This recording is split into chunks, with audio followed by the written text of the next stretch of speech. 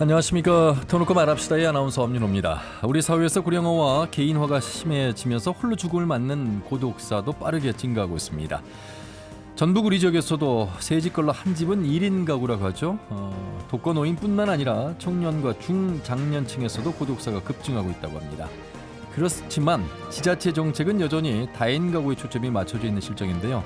사각지대를 해소를 위한 생애 주기별 지원, 또 노인의 빈곤 문제 해결을 위한 모두의 적극적인 관심이 필요해 보입니다. 자, 터놓고 말합시다. 오늘은 고독사와 노인 빈곤 예방이라는 주제로 하겠습니다. 5월 가정의 달 맞아서 심각한 사회 문제로 대두되고 있는 고독사, 그리고 1인 가구를 위한 지원책 살펴보고 또 노인들의 빈곤 문제 해소 방안까지 짚어보도록 하겠습니다. 터놓고 말합시다는 유튜브에서 검색하시면 실시간 보기와 다시 보기도 가능합니다. 많은 의견과 제보도 해주시길 바라겠습니다. 본격적인 토론에 들어가기 앞서 도민들은 고독사와 노인 빈곤 문제에 대해 어떻게 생각하고 계신지 김세별 리포터의 도민 인사트로 함께 들어보시죠.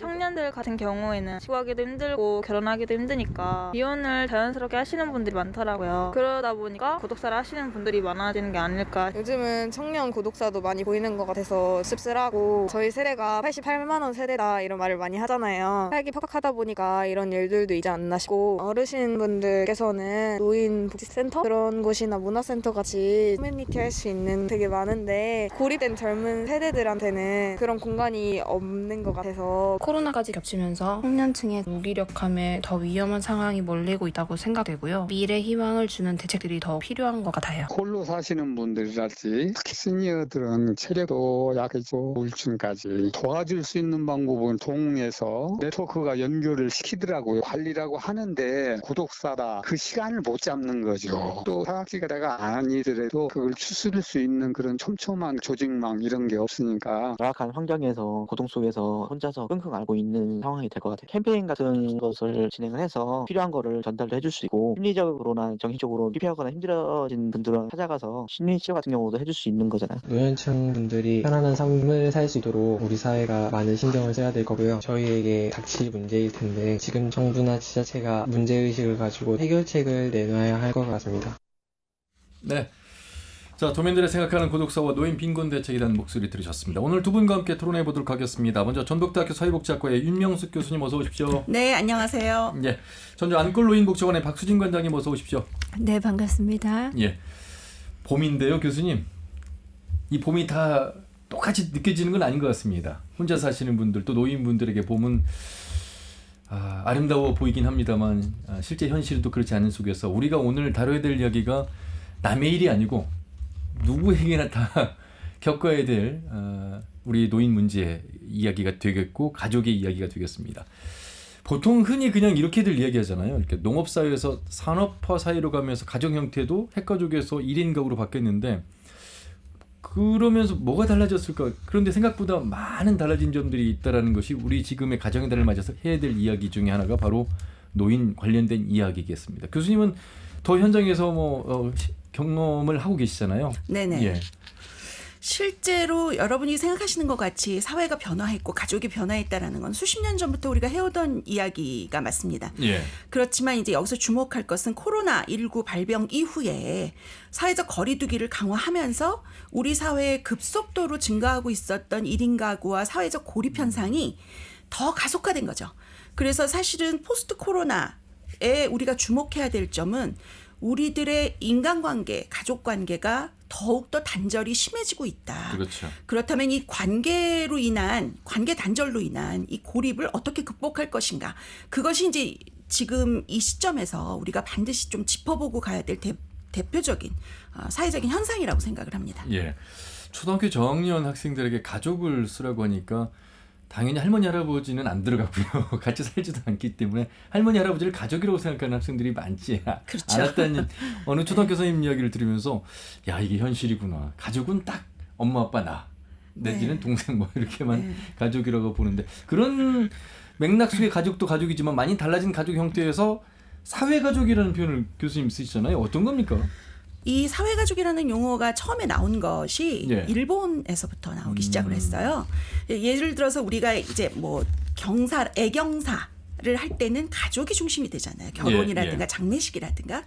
그런데 이제 이런 것들이 일본에서는 초고령화가 되고 일본도 역시 1인 가구가 굉장히 급속도로 증가하면서 사회에서 맺은 친구들끼리 또는 관계에서 사회 사람들이 같이 장례를 치러주고 예, 같이 결혼식에 동참해주고 예. 이 아르바이트하고는 다른 개념이에요. 가족 대행이 아니라 정말 가족인 것처럼 안부 전화해주고 예, 일주일에 2번씩 전화해주고 약 먹을 시간에 맞춰서 심지어 전화를 해주는 로봇가 대신해주는 게 아니라 예, 그런 식의 것들을 우리가 다 통칭해서 사회가족이라고 부르는데 예. 저는 이런 디지털 사회에서 사회가족은 굉장히 좀 필요하다라고 생각을 하고 우리도 그렇게 나아가고 있다라고 생각을 합니다. 예.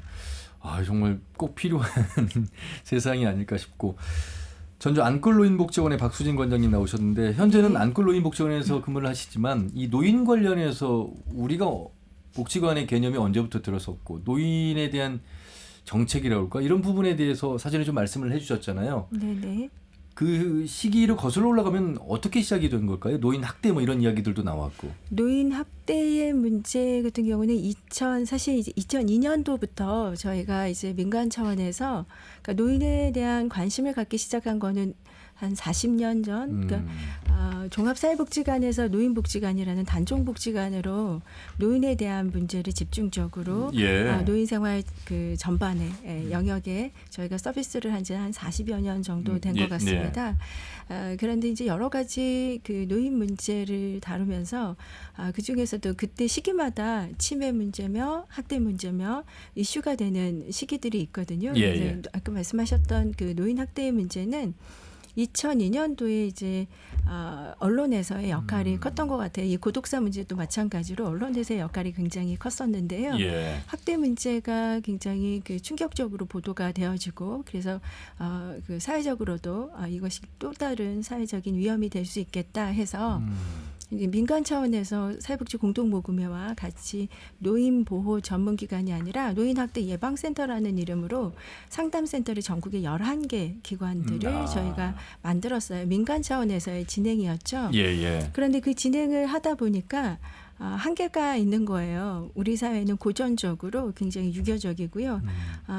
내 부모를 내가 모시는데 그러니까 저희가 이제 개입을 하려고 하더라도 예. 학대 가해자인 경우가 대개는 그 장남이거나 가족이잖아요. 네네. 또 다른 형태는 이제 배우자의 경우인데 이럴 경우에 개입에 대한 권한이 없기 때문에 한계가 있게 되는 거죠. 그래서 예. 거기에 대한 법제화가 필요하다 해서 2002년도에 민간 차원에서 시작을 했지만 노인학대 예방에 대한 법률이 만들어진 건 2004년도니까 꽤 빠르게 진행이 된 것 같습니다. 그 당시 김홍신 의원님하고 해서 네. 노인보호 전문기관이라는 것을 전국 시도 단위별로 만들어지게 된 거죠. 예. 네.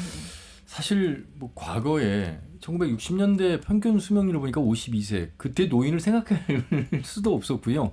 지금 현재 2020년 뭐 82세 이상 정도가 되는 걸로 나오면 2차 사회 초고령 사회 고령화에 관심을 가질 수밖에 없는 그래서 아까 말씀하신 40년 이후나 이제 되는 그런 시간인데 노인 관련해서 다뤄야 될 부분들이 굉장히 OECD 국가 중에 뭐 자살률 1위, 뭐 빈곤율 1위, 뭐 그런 이야기들 그렇죠. 수치는 너무 많이 들었고 그 가운데 뭐 고독사도 이야기를 해야 되겠고 또 독거노인이라고 하는 1인 가구, 부모를 부양하지 않는 가족 형태 대안이 과연 있을까? 이게 이거 늙는다는 게 참 무섭다는 생각이 들 정도인데 이명석 교수님은 어떠세요?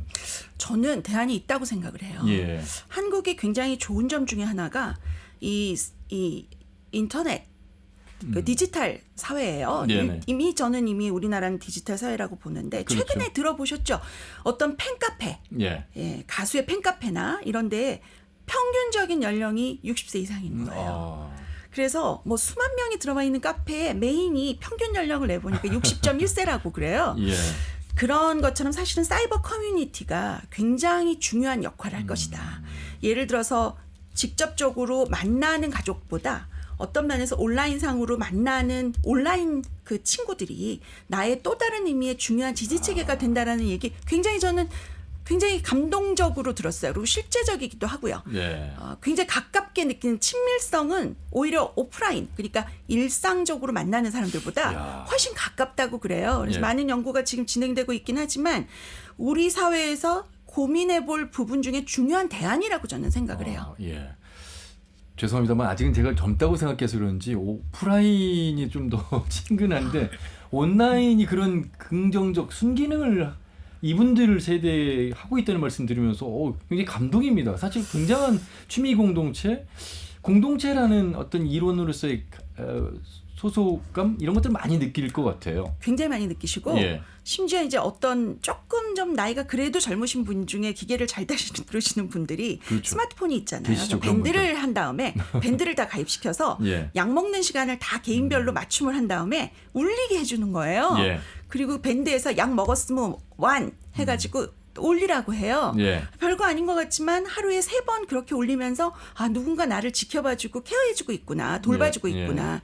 사실은 저는 그런 디지털 사회에서 그 사이버 커뮤니티 이제 주목해야 된다라고 생각합니다. 그런데 말이죠. 교수님 또 박수진 원장님 이 디지털 사회에 적응하고 있는 60대 70대 분들이 얼마나 많이 계실까. 사실 그와 반면에 홀로 죽음을 맞이하는 고독사 하시는 분들도 계속 증가하고 있잖아요. 네, 그러니까 맞습니다. 어찌 보면 이분들에게 그러한 디지털 교육을 통해서 참여를 이끌어낸다면 앞으로는 이제 막을 수 있는 부분인데 그렇지 못한 세대들도 계시고 그렇지 못한 환경에 계신 분들도 계셔서 수치가 말해주고 있는 이 고독사 이야기를 좀 더 들어봐야 될 것 같습니다. 네, 사실 이제 아까 유병수 교수님께서 말씀하셨던 이제 온라인 상에서 서로 돌봄을 할 수 있는 그 노인 세대는 지극히 이제 일부일 수밖에 현재는, 없고요. 현재로서는요. 저희 복지관에 이용하시는 어르신들 상당수가 사실 저희는 이제 법적으로 노인 여가복지시설이거든요. 네네. 여가복지시설이라 하면 이 시설이 지금 27년 동안 운영이 되면서 굉장히 많은 그 교육과 관련한 훈련들을 받으셨음에도 불구하고 이런 인터넷 매체에 배제되는, 그러니까 소외되는 그런 부분들도 굉장히 상당수 많기 때문에 이번에 코로나 시국에서도 저희가 대면과 비대면의 서비스를 할 때요.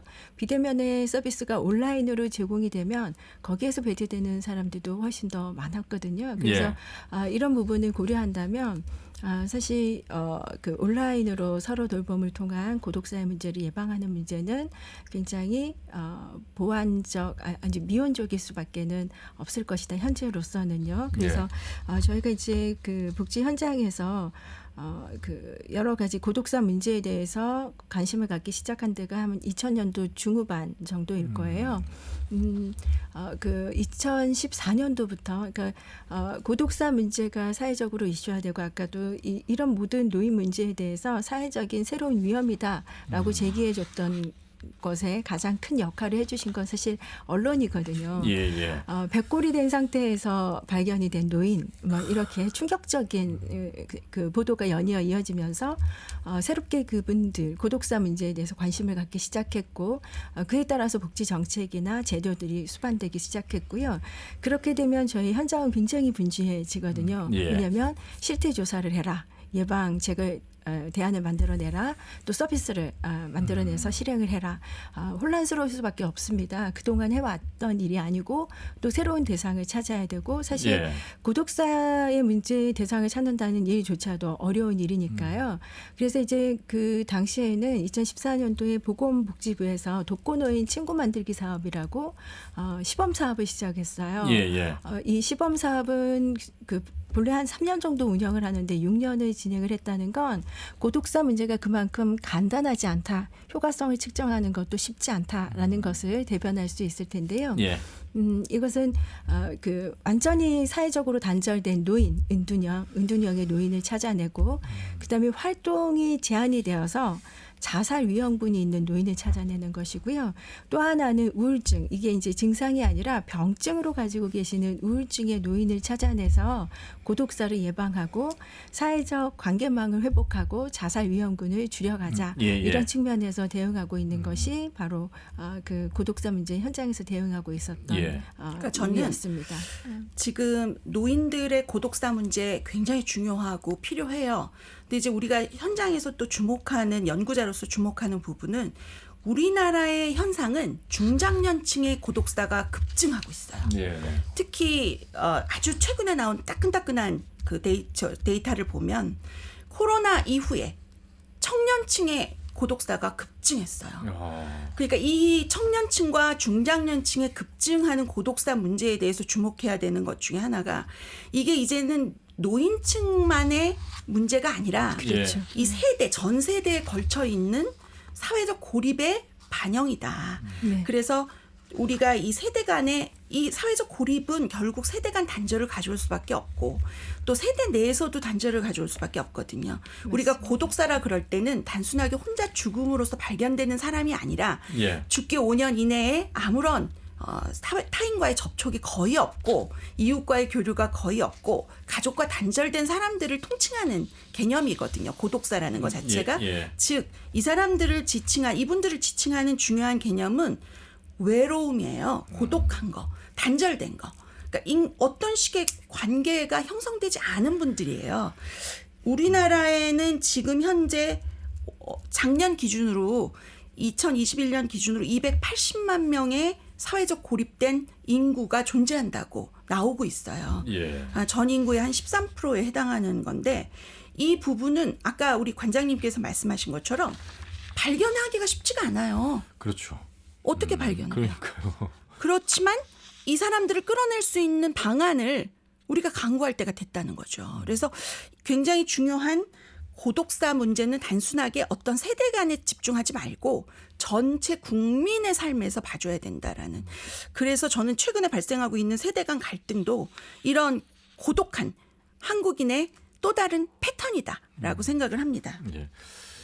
1인당 국민소득이 3만 불을 넘었었고 이미 OECD가 선진국이라고 대한민국을 이야기하고 있는데 뭐 중앙대 동문과 김누리 교수가 자주 출연을 해서 이제 이 한국 사회 현실을 독일과 비교해서 많은 말씀을 해주시는데 왜 우리 사회는 산업화의 성장 속도가 반비례하는 수치로 이런 좋지 않은 결과들이 일어나는 것일까 참 이해가 안 되는 대목이 많은데 저출산 고령화 시대에 뭐 이혼율은 높아지고 또 경제적으로 어려운 코로나 시대를 겪고 1인 가구 그 속에서 당연히 외로움 그리고 그 사각지대 개인이 찾아낼 수 없는 부분 그렇기 때문에 뭐 치매 관련해서든 모든 분야에 있어서 이제 국가가 어느 정도는 개입을 해야 되고 바로 그 이웃이라고 하는 사회 가족의 형태가 필요한 시대 답은 나온 것 같아요. 그러니까 답을 이제 찾기 위한 노력보다는 답을 현장에 적용시킬 수 있는 그런 노력들 지방선거가 이제 코앞에 다가왔습니다.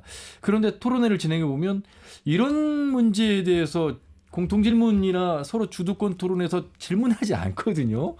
그러니까 거대 담론이라고 하는 큰 틀, 새만금이라든지 뭐 대기업 유치라든지 뭐 어떻게 보면은 지난 대선도 놓고 봤습니다만 글쎄요.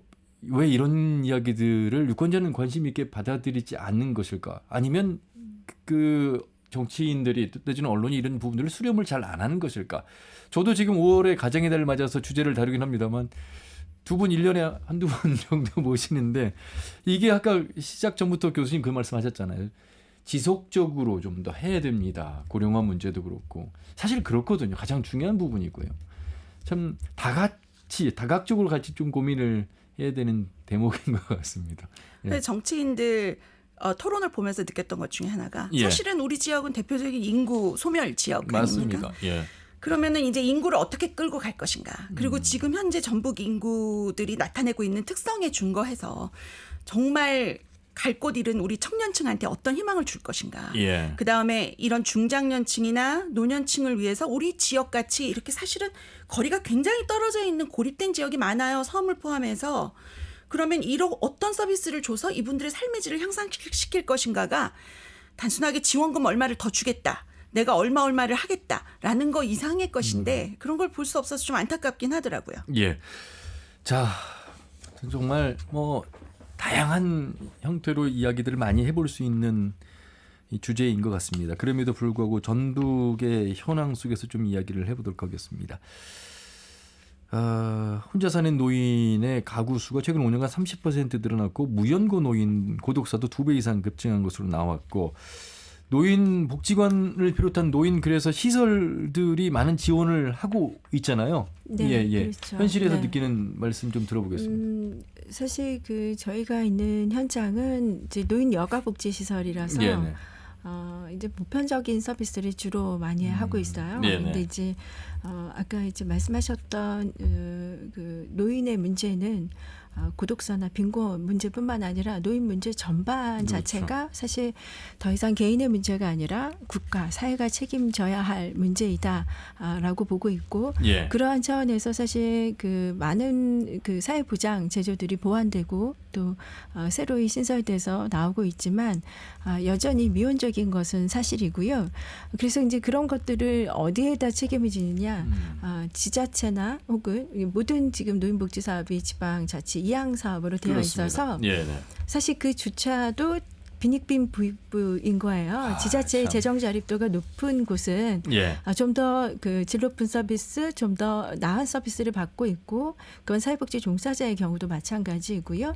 그렇지 않은 곳은 열악한 거죠. 그래서 또 하나의 역차별이 이루어지는 그렇네요. 이런 경우들이 있어지고 있어서 그것을 보완하는 방법은 사실 민간 현장에서 저희들이 기업복지재단에다가 프로포저를 내고 다른 시도에서 하고 있는 것들 저희가 하지 못하는 것들을 대안적으로 민차원에서 혹은 민과 간이 협력해서 이렇게 사업을 주도하고 있는 실정이에요. 예. 가령 그 고독사 문제만 하더라도 서울시 같은 경우는 서울시에서 실질적인 실태 조사들을 직접적으로 하고 있고요. 그러니까 저희가 그 문제들을 대응을 하려면 고독사와 관련한 실태가 얼마나 되고 있는지 기본적인 실태 조사가 나와져야 대응을 할 수가 있는 거잖아요. 본질적인 대응을 할 수가 예. 있는 거잖아요.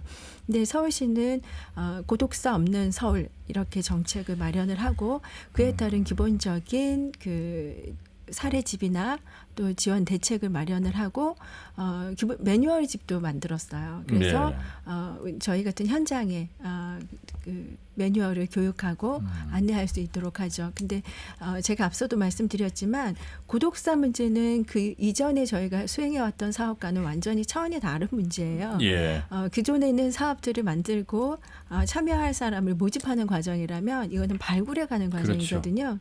근데 그 저희가 1인 가구가 1인 가구가 전부 다 사회적 고립 가구가 되는 것은 아닐 거고요. 예. 그들이 잠재적인 사회적 고립 가구가 될 수 있다라는 측면에서 예. 모든 것들을 방대하게 이렇게 진입을 해야 하는데 그것은 마치 일어나지 않을 교통사고에 대한 위험성이 있는 가구들을 다 조사해서 대응해야 된다는 측면처럼 굉장히 막연하고 어렵다는 것이 문제이고요. 네. 그러나 생명과 직결된 문제이기 때문에 당장 나서야 되는 문제라는 측면에서 좀 더 체계적이고 또 그 조직적이고 이런 방안들이 매뉴얼들이 마련이 돼야 되고 거기에 대한 역량을 갖춘 사회복지사. 그러니까 왜냐하면 답이 있다라고 아까 말씀을 하셨는데 사실은 좀 조심스러운 거예요. 왜냐하면 저는 긍정적으로 네, 긍정적인 거긴 네. 한데요. 그 답을 어떻게 누가 적용하느냐에 따라서 달라질 수 있는 것이 아니라 사실 이제 사람에 대한 그 서비스이기 때문에 유연한 적용이어야 된다라는 거죠. 예. 그런 측면에서의 어려움이 존재하고 있는 것 같습니다. 복지가 굉장히 유용하고 복지 역사가 발걸음 맞춰서 잘 오고 있다고는 하나 말씀 들어보면 복지의 시작이 바로 또 오늘이어야 된다. 그 말씀은 적극적으로 찾아가야 되고 발굴해야 된다는 그런 숙제가 남아있다는 말씀 속에서 네. 긍정적으로 바라보기에는 여전히 어려움이 많고 네. 이 지방자치단체 그러니까 지방선거 이후에 민선 8기째를 맞이하고 있는 이 시점에서 지역에 있어서 복지에 대한 현 시스템이랄까 관심도 의지는 아직도 노력은 하고 있으나 여전히 어려운 한계에 처해 있다. 또 예산 관련해서 지역 경제 자립도의 차이에 따라서는 또 더 다르다 이런 말씀을 하신 부분 속에서 이런 고민을 좀 더 많이 해야 될 것 같습니다. 자, 오늘 터놓고 말합시다. 고독사와 노인 빈곤 예방이라는 주제로 전북대학교 사회복지학과 윤명숙 교수 그리고 전주 안골노인복지관의 박수진 관장과 함께하고 있는데요. 두 분을 전화 연결해서 우리 전라북도 상황 좀 더 살펴보도록 하겠습니다.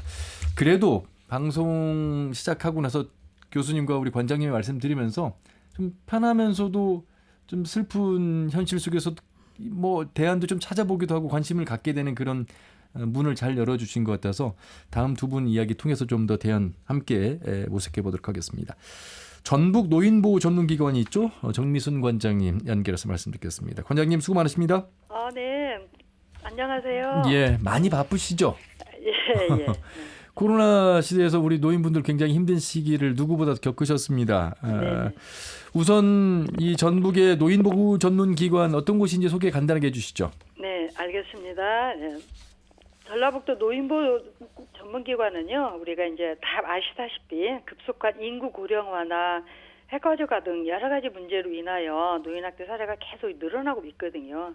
이런 문제를 해결을 하고자 보다 더 전문적이고 좀 체계적으로 해서 어르신들의 권익을 보호하고 그렇게 함으로써 노인학대를 예방하고 또 이렇게 노인에 대한 인식 개선 이런 걸 해서 우리 어르신들의 삶의 질이 조금이라도 향상이 될 수 있도록 다양한 사업들을 하고 있는 데입니다. 예. 전북 노인 보호, 그러니까 노인을 보호하는 곳, 노인은 보호를 또 받아야 되는 곳 이렇게 이해를 하면서 시작하게 됐습니다. 물론 노인이 또 노인을 돕는 역할을 하는 노인분들도 계시긴 합니다만 상대적으로 보호를 받고 있는 상황 속에서 타 지역에 비해서 17개 광역시도 중에 전북의 노인 인구 비율이 상대적으로 좀 높습니까? 네네.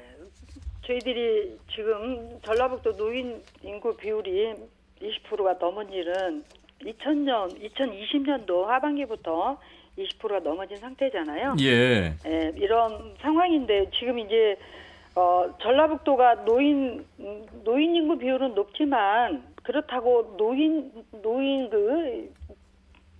빈곤율도 뭐 다른 지역보다 월등하게 높고 이런 부분들은 아닌 것 같고요. 아, 그렇습니까? 유사하게 지금 가고는 있는데요. 예. 아시다시피 코로나19 확산으로 해서 사회적 고립이나 경제적인 어려움이 자꾸 강화가 되거나 이러면서 오죽하면 죽어야 보이는 것이 고독사라고 얘기를 할 정도로 안 보이면 모르잖아요, 고독사인지를. 예, 네, 네. 그래서 안타까운 얘기입니다만 이런 부분들이 있는 것 같아요. 그리고 더군다나 고독사라는 거를 아직 우리나라는 사망을 하고 난 뒤에 상당한 시간이 지나고 가족이나 보호자가 있으면 이거를 그렇죠. 문제와 삼고 고독사로 안 보는 아. 이런 경우도 상당히 있거든요. 그래서 우리 연구자들이 말한 것처럼 이런 어려운 점이 급속한 고령화나 또는 소득원이 굉장히 열악하잖아요. 예. 그리고 우리 어르신들이 노후 준비가 전혀 안 돼 있는 가운데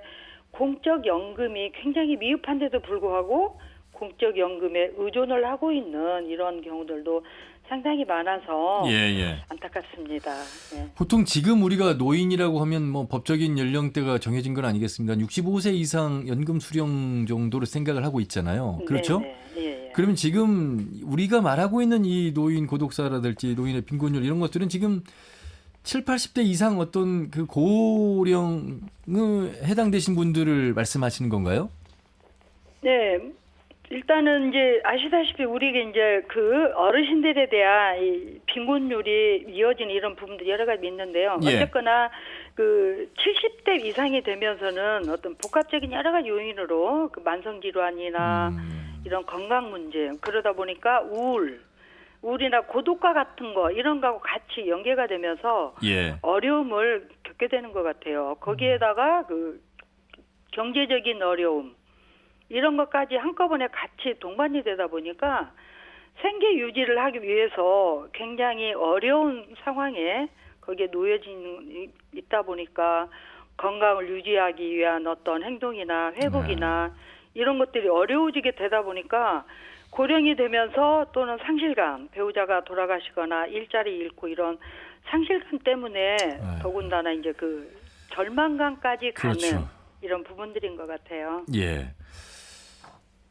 이런 가운데 뭐 일자리가 있으면 일이 있으면 그래도 활동하게 되고 동료를 만나고 또 급여를 통해서 경제 활동을 하는 어떤 존재감을 인정받고 뭐 이런 것들이 순차적으로 이루어지면 참 좋겠습니다만 일자리가 또 많지도 않거니와 네네.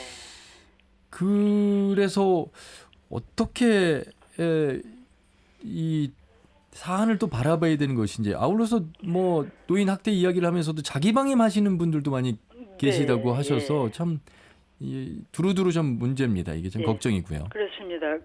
통계청 자료에 의하면 60세 이상 가구가 공적 이전이 23.4%밖에 안 돼요. 예. 근데 근로소득이 41.5%인데 방금 말씀하신 것처럼 노인 일자리가 이렇게 하면은 27만 원 가지고는 이런 어떤 공적 부분들이 23.4%에 불과하다 보니까 이런 예. 여러 가지 문제들이 있는 것 같고요. 그래서 우리 어르신들의 어떤 사회적 고립이 심각해지는데 거기에다가 노인 인구가 자꾸 늘어나고 있잖아요. 예. 혼자 사는 어르신들이. 그런 상황에서 어르신들의 그 자기 방임은 고독사와 같은 어떤 사회 문제로 이어질 수밖에 없는 건 것 같아요. 예. 그래서 현재 이제 다양한 방법들을 다른 광역에서는 지금 시행하고 있는 것들이 상당히 많이 있는데 우리 그 전라북도는 그런 것들이 지금 없는데 그래서 우리 어르신들의 혼자 사시는 어르신들의 자기 방임을 더 이상은 방치해서는 안 된다고 이렇게 생각이 들어서요. 어쨌거나 우리 어르신들의 어떤 사회적 고립을 예방을 하려면 빨리 그 지역사회나 국가에서 고민을 해봐야 될 때가 아닌가 이런 생각을 해보고요. 그다음에 이제 그 보건복지부 자료에 의하면 우리 어르신들이 2021년도에 이제 노후 준비 상황을 조사를 한 게 있더라고요. 예. 근데 전혀 되지 않았다 심각한 상황이 반이 넘은 거예요. 아하. 54.8%가 전혀 그거에 대해서 준비했거나 이런 거가 지금 전혀 없는 걸로 나와 있어서 이런 부분들이 좀 안타깝고요. 그다음에 이제 우리가 그 자기 방임이요. 우리 어르신들이 예. 자기 방임 같은 경우는 우리 전라북도는 전체 예산 2.6% 정도 차지하고 있거든요. 얼마 안 되네요. 예. 예. 근데 이제 이런 것들이 숫자가 적어서 얼마 안 됐으면 행복하겠는데요. 아, 그렇습니까? 알려지지 않은 가운데 아하. 이런 문제가 있다는 거. 이게 상당히 심각한 것 같아서요. 다른 데서 지금 하고 있는 거 제가 간단하게 좀 설명을 좀 드려보면 예. 그 충청북도 음성군 같은 데는요. 똑똑한 안부 확인 서비스를 지금 하고 있거든요. 아, 들어본 적 있습니다. 그리고 예. 3일 동안 휴대폰 위치가 안 움직이잖아요. 예. 그다음에 그 가정집에 있는 전화기에 통화가 전혀 없거나 이러면 안부 콜 가는 서비스인 거예요. 그렇게 해서 전화를 받지 않으면 담당자가 방문하거나 가보거나 이렇게 하는 거고요. 그다음에 이제 그 대구시 같은 경우는 인공지능 AI를 활용해서 예. 그렇게 해가지고 이제 현재 하고 있는 이런 것들이 있는데 우리도 좀 빨리 이런 거가 일어나서 시행이 돼가지고 우리 어르신들이 좀 보호를 받을 수 있는 그래서 고독사 위험군이 어디서 어디까지인지 예. 고독사 문제에 대해서 접근을 할 때는 가장 먼저 선행돼야 하는 거가 고독사에 대한 위험군을 발굴하는 거거든요. 예. 그래서 이제 앞서서 우리 관장님이나 우리 윤 교수님께서 이런 부분에 대해서 안내를 많이 해주셨을 것 같은데요. 어쨌거나 발굴이 되어야 공공이 모니터링을 할 수 있거든요. 근데 촘촘한 사회 안전망도 중요하고 말씀하신 타 지역 사례는 이 디지털 문명 기술 또 AI 기술을 통해서 이런 시스템을 마련했는데 우리 지역은 예산이 없어서 못하는 건가요? 아니면 왜 못하고 있는 걸까요? 그러니까 이제 여러 가지 요인은 있을 것 같긴 해요. 예. 현재 지금 우리가 2020년도 3월에요. 고독사 예방에 관한 법률이 만들어졌어요. 예. 그래가지고 만들어지면 2년이 지났잖아요. 네네. 2년이 지났는데도 불구하고 복지부에서 어디서 명확하게 이 업무를 보는지 이런 부분들이나 아까 말씀드린 것처럼 현상이 어느 정도인지 이런 거가 아무것도 지금 안 돼 있는 거예요. 예. 그러다 보니까 법이 만들어졌으면 관련된 계획이 수립이 돼야 되는데 아직도 그런 거가 안 돼 있다 보니까 시군별로 각자 관심 있는 부분들이 이렇게 하고 있는 것 같아요. 예. 전라북도도 빨리 이런 것들 좀 적극적으로 개입을 했으면 합니다. 예, 제가 오전에 여성농업인 현실 관련해서 지방선거 후보자들에게 좀 제안을 좀 인터뷰를 하고 왔는데 네네. 한마디로 이렇게 명쾌하게 말씀하시더라고요. 내 자식이 여기 와서 농사 지을 수 있는지 없는지 정도를 파악할 수 있을 정도로 그러니까 이게 내 부모님이 지금 혼자서 잘 계실까를 내 부모님 마음처럼 모시는 마음처럼 생각하고 시스템과 정책이 필요하다. 그러면 조금 더 적극적으로 될 텐데 물론 어려움이 있겠습니다만. 예. 그래서 우리가 이제 그 독거노인에 대한 경제적인 어려움이나 이런 것들을요 좀 이렇게 면밀히 살펴보면서 우리 어르신들 그 보건복지부에서 조사를 한 것도 보면 노인 현재 실태조사에 따르면 그 자살을 생각한 적이 있다가 그렇게 답변한 사람들 중에 그 이유가 뭐냐면 경제적인 어려움이 1번이거든요. 예. 그러다 보니까 홀로 생계 유지를 한다는 거가 상당히 어르신들이 힘든 부분들이죠. 예. 아까 말씀드린 것처럼 건강이나 여러 가지 복합적인 요인도 있을 것 같고요. 예. 참 관장님 말씀 드리면서 공감되면서도 아직 부족한 우리 전북의 현실.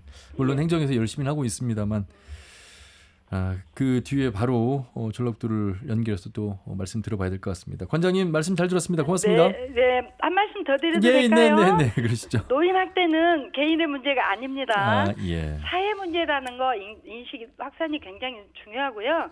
어느 누구든지 노인 학대가 발견이 되거나 의심이 되면 1577-1389를 이용해 주십사. 간곡히 당부 말씀드리겠습니다. 예, 1577-1389. 예. 알겠습니다. 말씀 잘 들었습니다. 고맙습니다. 감사합니다. 전북 노인보호 전문기관의 정유순 관장이었습니다. 박범신 작가의 은교라는 영화에서 그런 대사가 나오잖아요. 나의 늙음은 나의 게으름으로 인해서만 생긴 것이 아니고 너의 젊음이 너의 노력을 해서 만드는 것이 아닌데 어찌 보면 노인을 바라보는 의식의 교육이 전혀 안 돼 있다. 그런 출발점이 다시 시작이 돼야 되겠다라는 생각을 합니다. 이게 뭐 돈만 여기다 투여한다고 해서 될 부분은 아니고 또 인력을 많이 또 증원한다고 해서 될 부분 물론 뭐 도움은 되겠습니다만 그러면서 노인 학대가 아까 우리 관장님 말씀대로 누구 한 사람 개인만의 문제가 아니라는 이야기를 귀담아 들으면서 이번엔 전라북도 복지여성보건국 강영석 국장을 연결해서 도의 상황 살펴보겠습니다. 국장님 수고 많으십니다. 네, 안녕하세요. 예, 참 코로나19 속에서 우리 과장님 시절부터 국장님 계속 노력을 해오셨고 뭐 조금 다른 이야기긴 합니다만 오늘부터 실외 마스크 착용하지 않아도 되는 시행이 오늘부터입니다. 이게 녹음 시점으로 보면 오늘 월요일이기 때문에 예, 그로 인한 뭐 걱정도 되고 또 반기는 분위기도 있습니다. 이 말씀을 드리는 건 특히나 코로나 시대 속에서 노인분들 얼마나 힘든 시기에 뭐 경로당이 폐쇄되고 노인보호기관 내지는 노인복지관 같은 곳에서 최소한의 활동만 해야 되는 상황 속에서 많은 힘든 시간을 겪었다는 말씀 때문에 함께 우리 국장님께 드려보는데 국장님도 같이 공감하시죠? 네, 맞습니다. 사실 이런 모든 위기 속에서 그 모든 분들이 고통스럽긴 하지만 그 중에 또 약자분이 계시거든요. 그 감염병 위기 속에서도 건강 약자인 특히 또 어르신들 또 뭐 장애인분들 그런 분들이 더 힘드시고 수고해 주셨는데요. 다른 많은 분들이 그런 분들을 위해서라도 또 뭐 계시는 곳 어디에서도 또 다양한 수칙의 그 취지에 대해서 공감을 해 주시고 함께 해 주시기를 바랍니다. 예. 국이 복지 여성 보건입니다. 이게 참 관심 가져야 될 분야가 상당히 많은 국의 국장을 맡고 계시는데 노인뿐만 아니라 뭐 청년 중장년층까지 고독사의 실태를 앞에서 살펴봤습니다. 예방이 가장 최우선책일 텐데 참 예방도 부족한 현실일 것 같고 그래서 우리 도에서 종합지원계획 수립 등 필요하다는 의견들을 받고 계실 텐데 어떻게 보십니까? 조례 제정 이야기도 나오고 있고요. 예, 사실 저도 방금까지 같이 듣고 있었는데요. 그렇습니까? 좀 많이 안타깝습니다. 사실 우리 전북이 앞으로 더 열심히 해야 되고 또 제가 그 역할을 맡고 있기 때문에 또한 더 열심히 해야 되는 부분도 있는데요. 또 한편으로는 어찌 보면 이게 행정만의 문제가 아니고 우리 전라북도만의 문제가 아니고 우리 대한민국이 급히 산업화하고 발전을 하면서 우리 국민들의 눈높이 기대치가 높아지고 또 그에 따라서 행정이라고 하는 또 법체계라고 하는 게 함께 해야 되는데 좀 다소 이렇게 따라오지 못하는 부분들이 있는데요. 이게 또 어찌 보면 어르신들만의 문제가 아니고 또 그 인구 구조라든지 다양한 내용들이 함께 해야 되는 부분이기 때문에요. 그렇죠. 같이 머리 맞대고 또 마음까지 함께 하면서 개선해 나갈 수 있도록 노력을 하겠습니다. 우리 전라북도는 조례를 지난해 5월에 제정을 했습니다. 그래서 고독사 예방 및 관리를 위해서 독거 노인 어르신들에게 이제 응급안전 서비스 댁내 장치를 설치를 해서 긴급 상황에 대비를 하고 있습니다. 예. 그리고 또 일상에서 그 일상생활에 어려운 취약 어르신들 대상으로 해서 전담 사회복지사 또 생활지원사를 주 1, 2회 가정방문 또 안부 전화 등으로 또 맞춤형 돌봄 서비스도 제공을 해드리고 있고요. 또 뭐 우울증 선별 검사를 통해서 그 상담사와 연결을 해야 되는 그런 분들에 대해서는 또 지역의 정신건강복지센터에서도 다양한 내용으로 이렇게 함께 해드리고 있고요. 예. 이제 청장년층으로도 확대를 하는 내용도 이제 시범 사업으로 진행을 하고 있는데요. 이제 다만 이런 것들이 대부분 사후에 빨리 발견하자는 그런 내용에 지나지 예. 않습니다. 어찌 그렇죠. 보면 정말 예방이 되려면 행정에서가 아니고 우리 각 가정에서 부모님을 돌보기 위해서 또 우리 가정의 구성원들을 돌보기 위해서 다양한 노력들이 필요하고요. 또 그런 노력들을 행정에서 뒷받침할 수 있는 그런 내용들로 이렇게 함께 협력해 나가야 되지 않을까 싶기도 합니다. 그럼에도 불구하고 의존도는 항상 이 행정에 있는 것 같아 보여요. 예. 근데 함께 가야 된다는 말씀을 계속 반복해주고 강조를 해주셨는데 남의 일처럼 바라보는 시각이 아직도 여전한 행정만으로는 불가능합니다. 사실은. 예. 자, 그럼에도 불구하고 행정의 의존도가 높습니다. 계속해서 어쨌든 뭐 전라북도 차원의 전북에 맞는 노인 관련된 정책, 예를 들면 일단 뭐 일자리가 있음으로써 상당히 삶의 의미를 찾고 또 경제활동을 통해서 존재감을 찾고 여러 일들도 있고, 그런데 그럼에도 불구하고 공공형 일자리가 사실 많지 않고, 공익형 일자리가 그거마저도 이제 급여가 27만 원, 물론 작은 돈은 아닙니다만 역시 고민해야 될 부분들의 어떤 개선 방안은 좀 필요해 보입니다. 예, 맞습니다. 사실 단순 일자리보다는 일자리를 통해서 자긍심도 또 다양한 의미도 부여를 해야 되는 상황이기 때문에요. 우리 전라북도에서는 그 자신의 그동안의 경력 또 활동 역량들을 최대한 살려드리기 위해서 사회 서비스형 일자리를 확대 운영을 하고 있습니다. 특히 예. 뭐 베이비 부머 세대들을 그 대상으로 해서 다양한 욕구를 반영하기 위해서 이제 기존에 이제 그분들의 경력을 활용한 뭐 에너지 품질 안전 파수꾼 또 자살 예방 상담원 등 뭐 신규 일자리를 발굴을 해나가고 있고요. 뭐 단적인 예로 지난해 일자리가 4,300여 개였다면 이번에는 57%가 증가한 6,800여 개 사회 서비스형 일자리를 추진을 하고 있고요. 또 이제 그 노인 인력 개발원 그런 그 기관들과 협력을 해서 맑은 물 지킴이 또 농업기술센터 시니어 서포터즈 등 이제 다양한 분야의 이제 시범 일자리 사업들도 넓혀 나가고 있습니다. 예. 그 타 지역 사례에서 정미순 관장님, 디지털 기술이나 AI 기술을 활용해서 이분들 확인 점검하는 시스템 굉장히 좋은 것 같거든요. 예.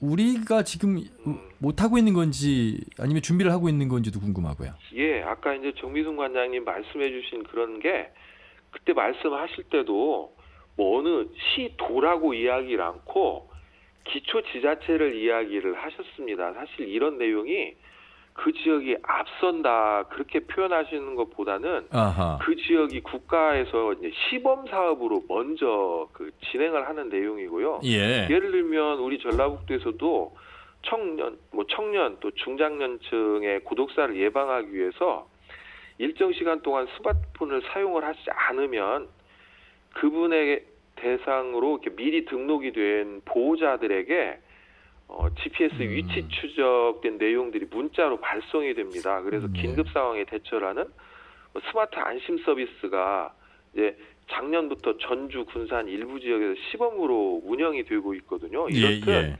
어느 지역마다 조금씩 다른 지역의 앞서서 하는 내용이 있고 또 그런 앞서서 하는 내용들 중에 꼭 받아들여야 될 내용에 대해서는 우리 전라북도도 절대 뭐 뒤지지 않고 이렇게 함께 나가고 있고요. 예. 또 이제 그보다 더 열심히 하겠다는 말씀 드립니다. 예. 항상 우리 윤명숙 교수님 쓴소리도 하시고 또 당부의 말씀도 잘 하시는데 혹시 뭐 국장님께 제안하고 싶은 말씀 있으시면? 네, 국장님 말씀에 저도 굉장히 공감을 하고요. 이제 우리가 우리 지역뿐만 아니라 전국적으로 나타나고 있는 현상이죠. 세대 간. 그러니까 이 1인 가구부터 적극적으로 관리를 해야 고독사 문제도 예방할 수 있고 또 노인 빈곤이 심화되는 것도 예방할 수 있으므로 이 생애 주기별로 그러니까 청년층과 중장년층과 말 그대로 노년층에 관해서 서비스가 단절되지 않도록 연결될 수 있도록 잘 관리해 주시는 관리망 그런 점에서 조금 전라북도에 요청하고 싶은 것은 1인 가구 조례가 제정이 되었 고독사 말고요. 1인 가구 지원 조례가 빨리 제정이 되어서 이런 통합적인 서비스를 할 수 있다면 우리가 훨씬 더 좀 각종 자원들이 연계해서 우리 지역에 거주하는 지역 주민들의 사회적인 관계망을 좀 강화시킬 수 있는 그런 서비스가 집행될 수 있을 것 같습니다. 예. 예, 감사합니다. 사실 이제 행정이라고 하는 게 그 현장에서의 의견들을 양분 삼아서 조금씩 발전하고 있습니다. 보다 더 노력을 하겠습니다. 예. 자, 국장님 뭐 진짜 네네. 한 말씀 그렇습니까? 박수진 관장님. 사실은 저희 현장에서 실제적으로 진행하고 있는 사업이기 때문에 아까 이렇게 말씀해 주셨던 노인 맞춤 돌봄 사업에 대해서 예. 여러 가지 일자리 외에도 지금 일반 생활 지원사들이 어르신들의 안전과 관련한 사업들이 추진을 하고 계시는데 지금 뭐 서울시 시범적으로 하고 있는 서울시를 제외하고도 여러 지자체에서 AI 기능을 통한 여러 가지 응급 안전을 진행을 하고 있어요. 그래서 우리 지자체에도 사실 응급 안전 AI와 관련한 응급 안전은 진행을 하고 있는데 사실 이런 것들을 진행을 하려면 모든 시스템들이 좀 스마트하게 진행할 수 있는 그런 물리적인 조건들, 환경들이 구축이 되어야지만 가능하거든요. 그래서 예. 저희가 행정에서 이 모든 것들을 다 할 수 없기 때문에 이런 물리적인 환경 자체들을 수행할 수 있는 수행 기간을 제공을 해준다면 예. 충분히 가능할 수 있을 것 같고요. 그래서 인형이 어르신들의 일정 기간 움직임이 없다면 바로 119하고 연동이 되는 시스템도 있지만 가정 안에서 어르신들마다 약 먹는 시간이나 이런 것들을 인형이 친숙하게 알려주는 거예요.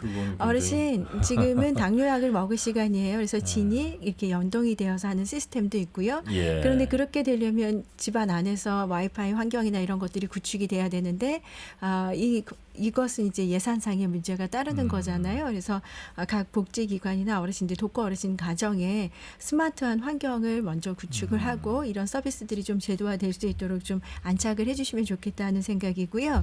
아까 사이 서비스형의 양적인 확대는 사실은 저는 현장에 있으면서 공익형이나 사회서비스형이나 굉장히 일자리는 확대되고 있는데 오시는 어르신들이 과연 이분들이 일을 할 수 있는 어르신인가라는 부분에 있어서 수요처기관에서 원치 않은 왜냐하면 이제 좀 극단적인 사례이긴 하지만 어르신이 유모차 같은 걸 끌고 오셔서 일을 하시겠다고 하면 사실은 노년케어 현장에서 불편하실 수 있잖아요. 이거는 극단적인 사례이긴 하지만 사회서비스형은 그보다 주 매일매일 3시간씩 일하는 거거든요. 어르신들의 일할 수 있는 역량의 한계가 있기도 하고요. 그래서 어르신들이 일할 수 있는 영역에 있어서의 다양한 스펙트럼을 넓히는 것조차도 행정에서 그리고 일부 민간 기관에서 수행 기관에서만 하는 것이 아니라 어르신들하고 함께 개발할 수 있는 것과 더불어서 조금 더 앞서 나간다면 청년들과 어르신들이 함께 연동해서 일자리를 하는 것이죠. 왜냐하면 어르신들이 할 수 있는 육체적인 노동에는 분명히 한계가 있으니까요. 시장형의 개발도 그렇고요. 사회서비스형도 그렇고요. 부처 간의 연계가 가능하다면 저희가 이제 매체 격밥이라는 시장형 사업을 운영할 때에도 어르신 인력만으로는 분명히 한계가 있습니다. 그래서 청년들과 연계해서 하는 새로운 형태의 사업들을 좀 개발해 나가는 것도 고민을 해주셨으면 좋겠습니다. 혹시 오랜 시간 고민 속에서 나온 대안을 많이 마련해 주셨습니다. 강영수 국장님, 어떻게 들으셨습니까? 마무리해 주시죠. 사실 뭐 행정이 앞서가면은 더 할 수 없이 좋겠지만 그렇지 못하다면은 주변에서 이렇게 조언을 해 주실 때 귀담아 듣고 행정에 반영하는 거 굉장히 중요한 내용이니까요. 오늘 말씀 주신 그런 내용들 저희들이 적극 살피고 대응하겠습니다. 유튜브로 다시 보기가 가능합니다. 우리 행정부서에서 시간 되실 때 한번 들어보셔도 굉장히 좋을 것 같습니다. 국장님 말씀 여기까지 듣겠습니다. 고맙습니다. 고맙습니다. 자, 복지여성보건국의 강영수 국장과 말씀 나눠봤습니다. 박수진 관장님 오늘 첫 출연이시라고 해서 뭐 유명숙 교수님께 많은 질문해 주십시오 그랬는데 상대적으로 많은 말씀을 해주셨고 고민의 흔적이 확실히 저희가 엿볼 수 있는 그런 대목이었습니다. 이게 정말 이게 그래서 의지가 이렇게 중요한 것 같아요. 내일처럼 바라보는 시각. 그런 의미에서 이제 마무리 말씀을 좀 드려야 되겠습니다. 먼저 유명숙 교수님. 저는 이제 오늘 논의된 거를 보면서 결국 키워드는 두 개예요. 빈곤과 외로움. 빈곤하면 더 외롭죠. 또. 네네. 정신적인 빈곤도 있습니다. 그렇죠. 그래서 빈곤과 외로움이 같이 가는 이 어쩔 수 없는 피할 수 없는 이게 예측되는 파도라면 우리가 어떻게 그 방파제를 만들 것인가 이제 고민을 좀 해야 되는데 하나 꼭 덧붙이고 싶은 말은 지금의 복지 시스템이 아동, 청소년, 노인, 장애인 이런 식으로 분절돼 있어요. 이런 식의 분절된 서비스로는 이런 빈곤과 외로움의 문제를 총체적으로 연계성 있게 접근하는 데는 한계가 있다는 거죠. 이 부분은 이미 서구의 대다수의 국가들이 복지 체계를 근본적으로 개편을 했거든요. 그래서 우리가 이 예전에 구축된 이런 식의 분절된 체계로 분절된 서비스를 주는 것은 앞으로는 좀 개선이 돼야 되지 않을까. 이 부분은 이제 법적인 측면이긴 합니다. 앞으로도 빈곤과 외로움 이 두 주제에 KBS도 많은 관심 부탁드립니다. 알겠습니다. 그렇죠. 생애 주기형이 있고 요람에서 무덤까지는 말도 있습니다. 이렇게 분절되지 않고 우리가 그것을 꾸준히 관심 있게 지켜보고 그 맞춤형을 갔을 때 이분들에게 혜택이 돌아간다 이런 말씀으로 이해를 해야 될 것 같습니다. 자, 박수진 관장님. 네, 그 정도의 차이가 있을 뿐이지 사실은 빈곤이나 외로움의 문제는 누구에게나 올 수 있다라는 측면에서 우리가 오늘 시간 내내 이야기했던 것처럼 이 문제는 더 이상 개인의 문제가 아니고 사회 문제이다라는 관점에서 볼 때 빈곤과 외로움의 문제는 나와 같은 문제이고요. 다름의 대상으로 바라보면 안 될 것 같습니다. 그러면 동정이 되지만 사실은 나와 관련이 된 문제이다라면 사실은 분노해야 되고 연대해야 할 힘이 여기에 있는 거고요.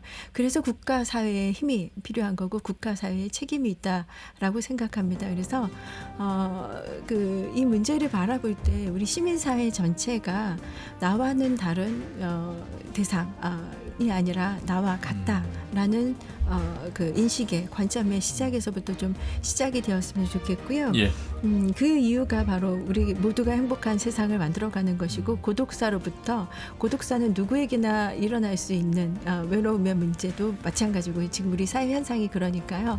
그래서 우리 모두가 연대로 함께 이 문제를 함께 해결해 나가는 세상이 되었으면 좋겠습니다. 저는 언론인으로서 진행자로서 이런 생각이 들어요. 야, 언론이 더 열심히 더 알려야 되겠다.